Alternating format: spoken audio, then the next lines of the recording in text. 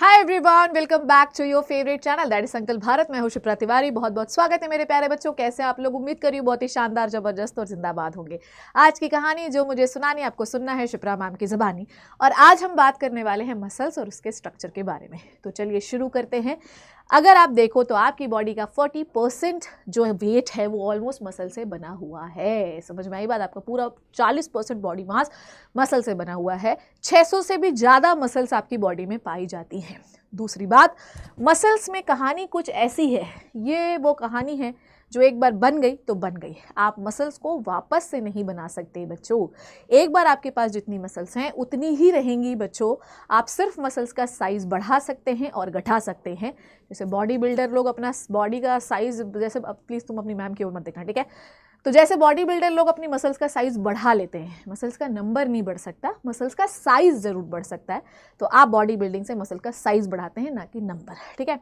तो आज के इस अमेजिंग 3D सेशन में हम ये जानेंगे कि मसल के अंदर एग्जैक्टली क्या होता है और मसल जो होती हैं वो अंदर किस किस प्रोटीन से मिलकर बनी हुई होती हैं। बिना किसी देरी के शुरू करते हैं। तो ये एक बहुत ही महान व्यक्ति है जिसकी पूरी बॉडी मसल से बनी हुई है। तो ये चंगीलाल है। अब मसल आप देख नहीं पाएंगे, इसीलिए हम लोगों ने इस तरीके का ये बना रखा है। इस पूरे व्यक्ति को देखिए तो इसमें आपको कहीं कहीं पे वाइट दिख रहा होगा, कहीं कहीं पे रेड दिख रहा होगा। तो ये रेड मसल फाइबर और वाइट मसल फाइबर है, इनके बारे में भी हम बात करेंगे, पर आज के 3D सेशन में नहीं, ठीक है? तो भाई देखो, मसल जो होता है उसमें बहुत सारी चीज़ें होती हैं। एक बार मैं आपको बताती हूँ क्या क्या होता है, ध्यान से सुनना। एक मसल जो होता है उसके अंदर बहुत सारी चीज़ें होती हैं। एक बार मैं आपको ऐसे ही बता देती हूँ, आपको मैं बोल के बता देती हूँ, ध्यान से दिमाग में ठूस लेना आपने, ठीक है? आपके मसल में पाए जाते हैं muscle bundle. Everybody please focus, NCERT की लाइन्स हैं ये। आपके मसल में पाए जाते हैं मसल बंडल्स, जिन्हें हम कहते हैं फेसिक्यूलाई। इन फेसिक्यूलाई के ऊपर, पहले मसल के ऊपर एक कवरिंग होती है, जैसे लंग्स के ऊपर प्लूरा होता है, हार्ट के ऊपर कार्डियम होता है, वैसे ही आपके मसल के ऊपर की जो कवरिंग होती है, ध्यान से सुनिएगा, जो लास्ट वाली मसल के ऊपर जो कवरिंग होगी उसे कहते हैं एपीमाइसियम। फिर अंदर होते हैं मसल बंडल। किसके मसल बंडल है? जो आपकी सेल्स होती है ना मसल की, उन्हें कहते हैं मसल फाइबर। तो मसल फाइबर के बंडल को मसल बंडल कहा जाता है। इन मसल बंडल के ऊपर जो कवर होता है उसे कहते हैं पेरीमाइसियम। और इस बंडल के अंदर पाई जा रही हैं क्या? मसल सेल, जिसे हम कहते हैं मायोफाइबर या मसल फाइबर या मसल सेल। और हर एक मसल सेल के ऊपर जो कवरिंग होती है उसे कहते हैं एंडोमाइसियम। तो अभी हमने बात की कि आपके मसल के अंदर क्या पाया जा रहा है और कवरिंग के अंदर, कवरिंग के नाम पर क्या क्या है। तो मसल के ऊपर जो कवरिंग है वो है एपीमाइसियम, ठीक है? उसके अंदर क्या है? Muscle bundle. कौन से बंडल बेटा? Muscle cell. सेल जो होती है ना मसल की, उसे कहते हैं मसल फाइबर, मायोफाइबर, कुछ भी कह देते हैं। उनके बंडल को कहा जाता है मसल बंडल। बंडल के ऊपर जो कवरिंग है उसे हम कहते हैं आपका पेरीमाइसियम, ठीक है? उसके बाद हर एक मसल फाइबर के अंदर, जिसे हम मसल सेल भी कह रहे हैं, उसके ऊपर जो कवरिंग होती है उसे हम कहते हैं endomysium. I hope this is clear to you, ठीक है? अब अगर मैं एक मसल फाइबर को बाहर निकाल के देखूं, मुझे सिर्फ एक मसल सेल चाहिए। अगर मैं एक मसल फाइबर को, जिसे हम मसल सेल भी कह रहे हैं, अगर मैं उसे बाहर निकाल के देखूं तो मुझे उसमें क्या दिखाई देगा? उसमें दिखाई देंगे मुझे प्रोटीन के बने हुए छोटे छोटे से धागे। ये जो धागे हैं ये बने होते हैं एक्टिन और मायोसिन के। फिर से बोल रही हूँ, मसल के अंदर muscle bundle is the bundle of muscle cell. एक मसल सेल को मैंने बाहर निकाला और मैं उसे देख रही हूँ कि उसके अंदर क्या क्या पाया जाएगा। एक मसल सेल के अंदर, मेरे प्यारे बच्चों ध्यान से सुनो, एक मसल सेल के अंदर पाया जाता है क्या? छोटे छोटे पतले, छोटे नहीं एक्चुअली, पतले पतले फिलामेंट्स। कुछ पतले हैं कुछ मोटे हैं, इन्हें हम मायोफिलामेंट्स कहते हैं। क्या कहते हैं बच्चों? मायोफिलामेंट कहते हैं। ये मायोफिलामेंट बने होते हैं एक्टिन और मायोसिन के। अब इनका अरेंजमेंट कैसा है मसल फाइबर के अंदर, आइए देखते हैं, ठीक है? चलो भाई, तो देखो सबसे पहले आपको ये समझना है, ठीक है? रुक जाओ, ये देखो, ठीक, muscle muscle muscle muscle muscle muscle. देखो ध्यान से, अब देखेंगे सारे बच्चे, ध्यान से देखिएगा। क्या ये कुछ चलता हुआ आपको दिखाई दे रहा है? ध्यान से सुनना। तो आपके मसल फाइबर के अंदर दो फिलामेंट हैं, एक है एक्टिन, दूसरा है मायोसिन, ठीक है? अब एक्टिन जो होता है वो बहुत पतला होता है, ठीक है। एक्टिन जो होता है बहुत दुबला दुबला सा होता है, पतला पतला सा होता है, और जहाँ जहाँ पर भी एक्टिन है उसे ब्लू कलर से हम दिखा रहे हैं, ठीक है। अब आप वो एरिया देखो, ये तो हिल रहा है पर ये वाला नहीं हिल रहा है। अब ध्यान से सुनना, वो एरिया जहाँ पर सिर्फ आपको एक्टिन दिखाई देता है, एवरीबडी प्लीज फोकस, वो एरिया जहाँ पर सिर्फ और सिर्फ आपको एक्टिन दिखाई दे रहा है, ध्यान से देखो, वो एरिया जहाँ पर सिर्फ और सिर्फ आपको एक्टिन दिखाई दे रहा है, रेड वाला छोड़ो, वो एरिया जहाँ पर सिर्फ और सिर्फ आपको एक्टिन दिखाई दे रहा है, आपको रेड वाला कुछ भी नहीं दिखाई दे रहा है, तो ब्लू वाला जो है वो है एक्टिन, रेड वाला जो है वो है मायोसिन। ये किसके अंदर पाए जा रहे हैं? मसल सेल के अंदर पाए जा रहे हैं, जिसे हम मायोफाइबर भी कहते हैं, ठीक है, जिसे हम क्या कहते हैं बच्चों? मायोफाइबर भी कहते हैं। तो आपका जहाँ जहाँ पर एक्टिन है, बाकी कुछ मायोसिन फायोसिन कुछ नहीं है, उसे हम कहते हैं आई बैंड। क्या कहते हैं बच्चों? I band. आई बैंड का फुल फॉर्म होता है आइसोट्रॉफिक बैंड, क्योंकि सिर्फ एक्टिन से बना हुआ है। I hope this is clear to you everybody. जहाँ पर सिर्फ और सिर्फ मायोसिन दिख रहा है, देखो ध्यान से देखो, जहाँ पर एक्टिन नहीं है, जहाँ पर सिर्फ मायोसिन दिख रहा है, इसे कहते हैं एच जोन। क्या कहते हैं? H zone. जहाँ पर सिर्फ एक्टिन है, कुछ मायोसिन नहीं है, कुछ नहीं दिखाई दे रहा है, उसे कहते हैं हम लोग आई बैंड, आइसोट्रॉफिक बैंड। और जहाँ पर आपको सिर्फ और सिर्फ मायोसिन दिख रहा है, एक्टिन नहीं दिखाई दे रहा है, इसे हम कहते हैं एच जोन। क्या कहते हैं बच्चों? This is called as H zone. पूरा घूमता हुआ ब्यूटीफुल तरीके से आपको ये दिखाई दे रहा है, उसे हम कहते हैं एच जोन। एच जोन का नाम हेलर नाम के साइंटिस्ट से आया, इसीलिए हम उसे एच जोन कहते हैं, ठीक है। चल बेटे, चल बेटा, सेल्फ इधर आ, इधर आ, इधर आ, थोड़ा छोटा हो जा, तू थोड़ा सा छोटा हो जाओ बेटा, ठीक है। ये इधर क्यों नहीं आ रहा है? ठीक है, अब मैंने ऐसा कर दिया है ना। अब ध्यान से सुनना, अब अगर आपको दिखाई दे रहा होगा, है ना, दिखाई नहीं दे रहा होगा, आपकी जो आपका जहाँ पर सिर्फ और सिर्फ मायोसिन पाया जाता है, उसे हम कहते हैं एच जोन। पर क्या आपको ऐसा कोई एरिया दिखाई दे रहा है जहाँ पर एक्टिन और मायोसिन दोनों पाए जा रहे हैं? क्या आपको यहाँ पर ऐसा एरिया दिखाई दे रहा है जहाँ पर एक्टिन और मायोसिन दोनों पाए जा रहे हैं? इसे हम कहते हैं ए बैंड। क्या कहते हैं बच्चों? A band. देखो ये है ए बैंड, है ना, जहाँ पर एक्टिन और मायोसिन दोनों पाए जाते हैं, इसे हम कहते हैं ए बैंड।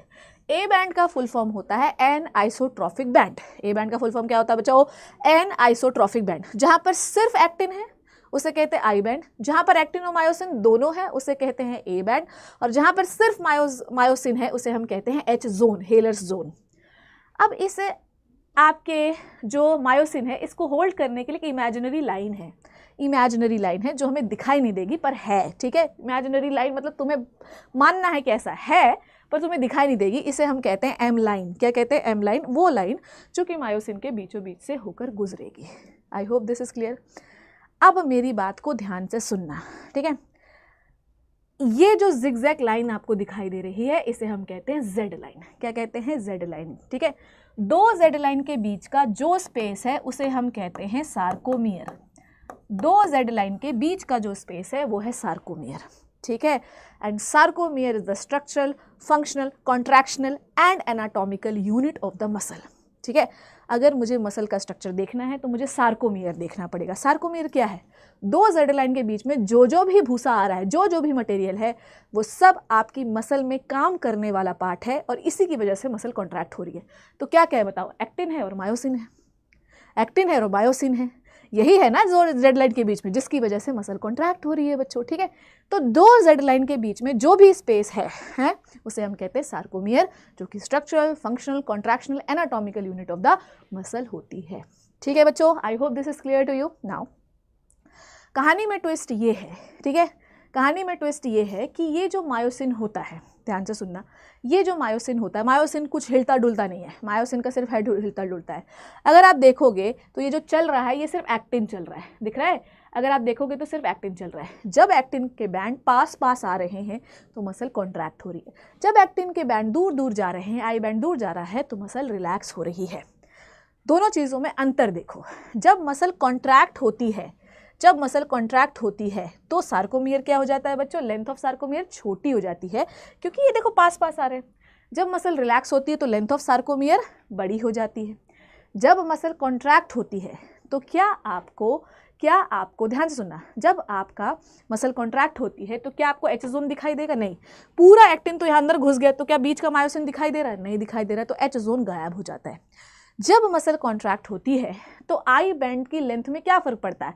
ये आई बैंड है, देखो आई बैंड पास पास आ जाते हैं, बोलो जल्दी से, आई बैंड क्या हो जाते हैं? पास पास आ जाते हैं। अब मुझे बताओ, जब मसल कॉन्ट्रैक्ट हो रही है, ध्यान से सुनना, लेंथ में कोई फर्क नहीं पड़ता, लेंथ एक्टिन और मायोसिन फिलामेंट की दोनों उतनी ही रहती है।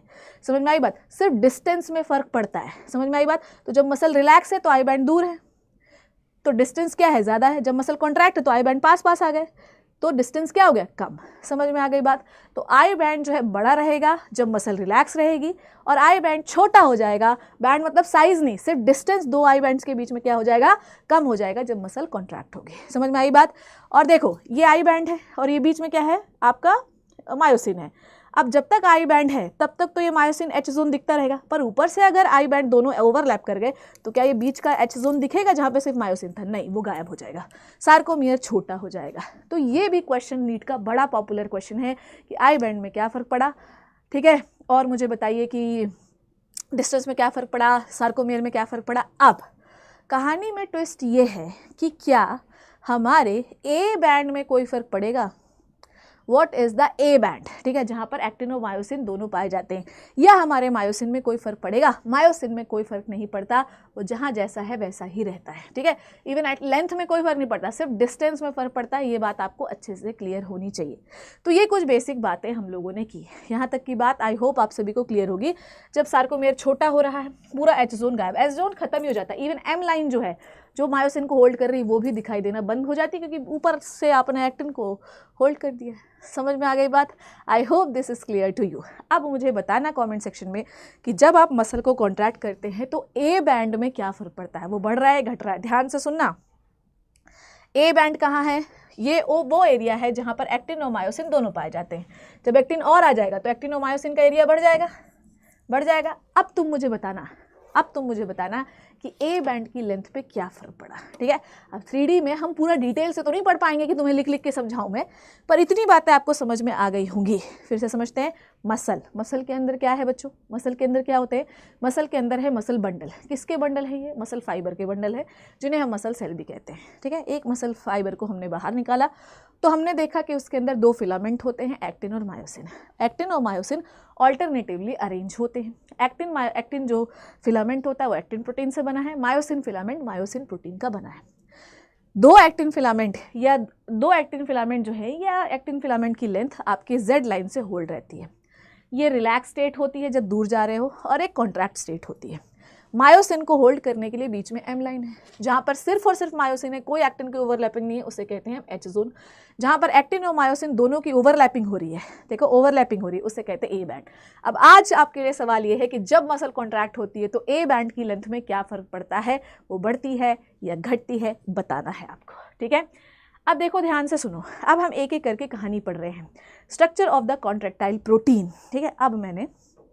अब भाई इस एक्टिन और मायोसिन में ऐसा क्या है ना, इस एक्टिन और मायोसिन में ऐसा क्या है कि भाई ये मसल कॉन्ट्रैक्ट करवाते हैं, आइए समझते हैं, ठीक है। चलो भाई आ जाओ, जल्दी से आ जाओ। देखो यार, 3D सेशंस में मैं आपको इतना ज्ञान दे देती हूँ कि आपको बेसिक चीज़ें सारी समझ में आ जाए। एक बार जब NCERT पढ़ोगे तो चुमा-चुम लगेगी, खटाखट समझ में आएगी, एकदम मक्खन की तरह लगेगी।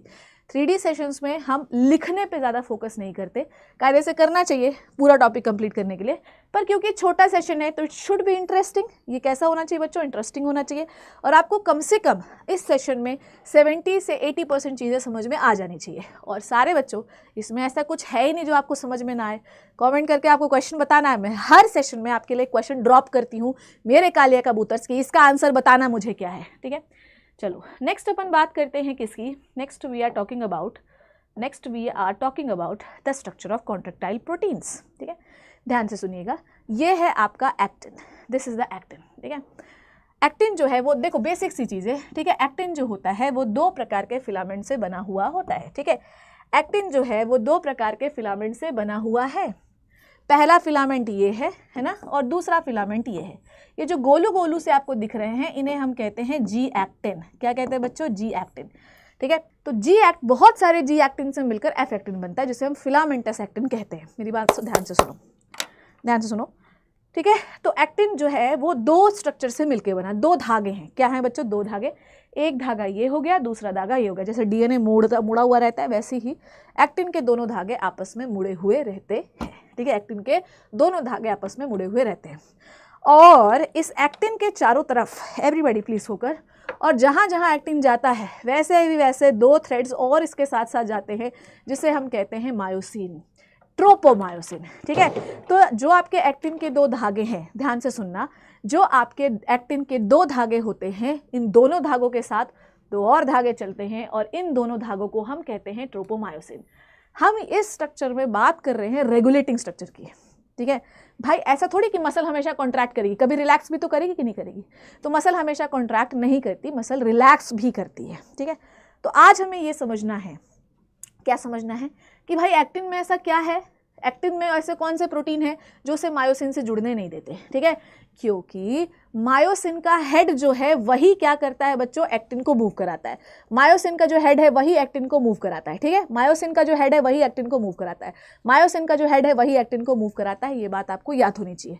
अब हर समय मायोसिन का हेड थोड़ी मुंडी गुजरे रहेगा एक्टिन में, तो ऐसे कौन से प्रोटीन हैं एक्टिन के अंदर जो मायोसिन से उसे जुड़ने नहीं देते। पहला है ट्रोपोमायोसिन।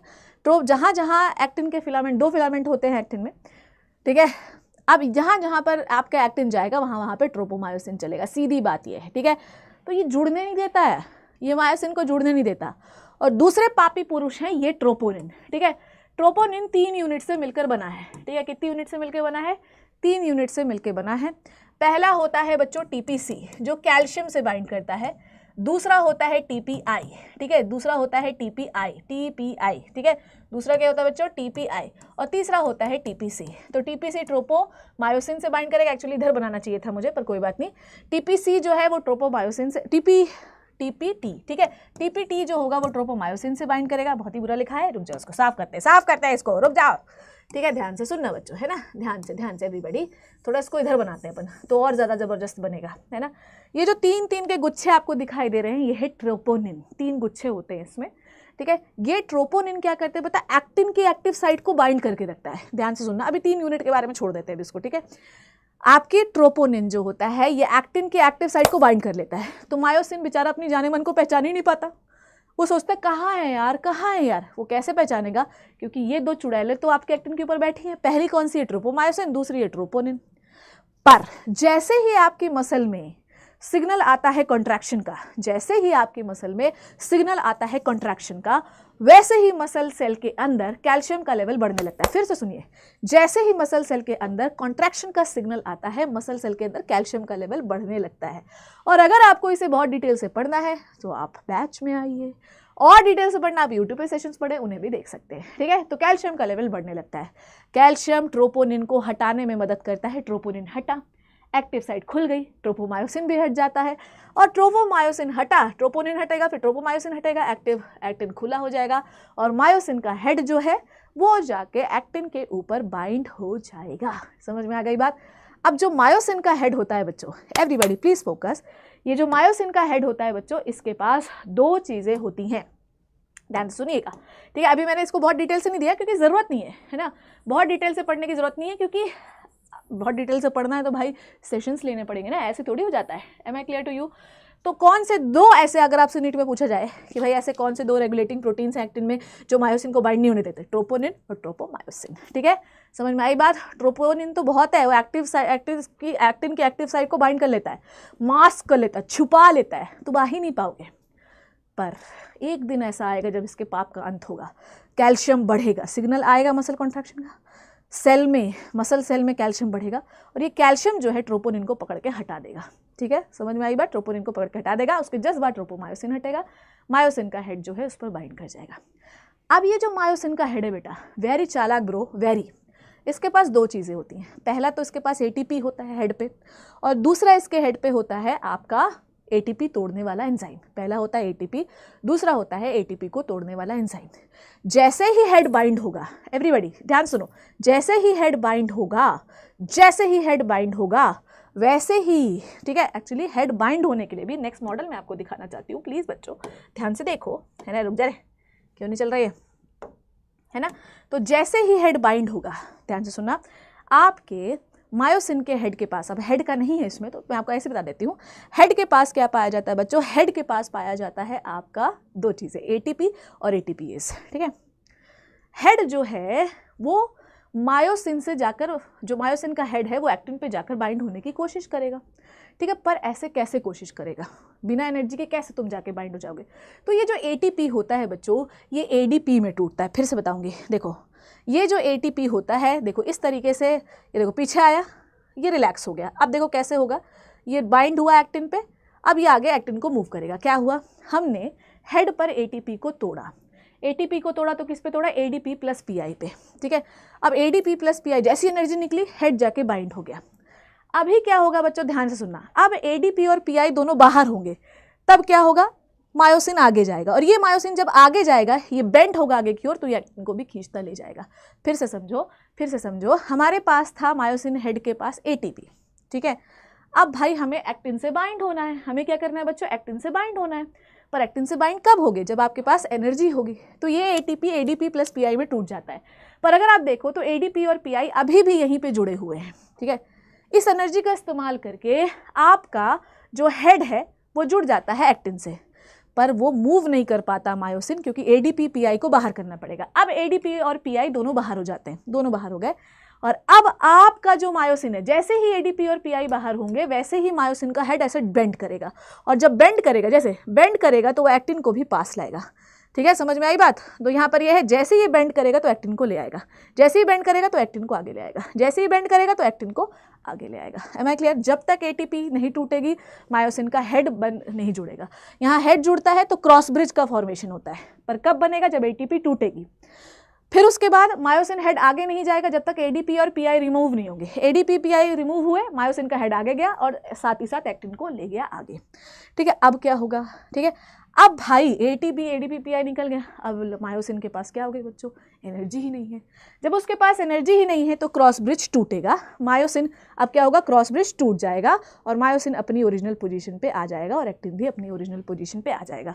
तो मायोसिन के पास लो एनर्जी हुई, क्रॉस ब्रिज टूटा, और ये ADP और PI क्रॉस ब्रिज क्या होगा बच्चों, ठीक है, क्रॉस ब्रिज जो है टूटेगा, और यहाँ पर क्या होगा, क्रॉस ब्रिज टूट गया, क्रॉस ब्रिज टूट गया, ADP PI जो है वो वापस आ जाएंगे, ATP वहाँ पे वापस बन जाएगी और कहानी फिर से ख़त्म हो जाएगी। समझे आप मेरी बात को, क्या क्या हुआ है। I hope this is clear to you everybody. इसका एरो जो है ना बच्चों वो गड़बड़ लगा हुआ है, ठीक है। इसका एरो जो है यहाँ पे देखो, यहाँ पे क्रॉस ब्रिज नहीं है अभी, यहाँ पे क्रॉस ब्रिज अभी नहीं है, ठीक है। अगर हमें क्रॉस ब्रिज बनाना है तो हमें ATP को, तो यहाँ से शुरू करते हैं, यहाँ पर क्रॉस ब्रिज नहीं है, यहाँ पर अगर हमें अगर क्रॉस ब्रिज बनाना चाहते हैं तो हमें ATP को तोड़ना पड़ेगा। ATP को तोड़ोगे तो ADP PI निकलेगा।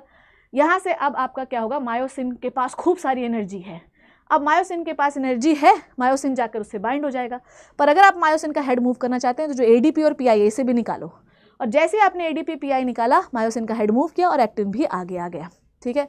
अब क्या होगा, अब मायोसिन के पास एनर्जी बची नहीं, अब ये क्रॉस ब्रिज टूट जाएगा, एक्टिन अपनी जगह पे आ जाएगा, और वापस से ADP PI जो है वो कहाँ आ जाएंगे, मायोसिन के हेड पर, और वो वापस से ATP बना लेंगे। तो ये हुई मसल कॉन्ट्रैक्शन की एक छोटी सी थ्योरी, ठीक है भाई। इस 3D सेशन का मेन ऑब्जेक्टिव ये है कि 15 मिनट, 20 मिनट, आधे घंटे, जितने देर तक ये सेशन चल रहा है उस सेशन की हर एक चीज़ आपको समझ में आनी चाहिए। इस सेशन का मतलब जो है आपकी मेमोरी पे हिट करना है ताकि चीज़ें आपको अच्छे से समझ में आ जाए। आई नो मैं आपको बहुत तेज़ बोलती हुई दिखाई दे रही हूँ, पर आपके पास यूट्यूब में ये ऑप्शन है कि आप चीज़ों को स्लो कर सकते हैं या स्लो स्पीड में देख सकते हैं बच्चों। I hope you learn and enjoyed the session बच्चों। अगर आप इसी तरीके की बेहतरीन लर्निंग का पार्ट बनना चाहते हैं तो आप बैचेस में एनरोल करिए, क्रैश कोर्स बेस्ड बैच में एनरोल करिए। अभी भी आपके पास समय है और आप जीवन में बहुत कुछ अच्छा कर सकते हैं। तैयारी करने के लिए 1-2 महीने काफ़ी होते हैं। अगर आप बहुत अच्छे पढ़ने वाले हैं तो फिर भी आपके पास समय है, एनरोल करिए क्रैश कोर्स में और एक बेहतरीन बैच का हिस्सा बनिए। थैंक यू सो मच बच्चों, take care and bye bye.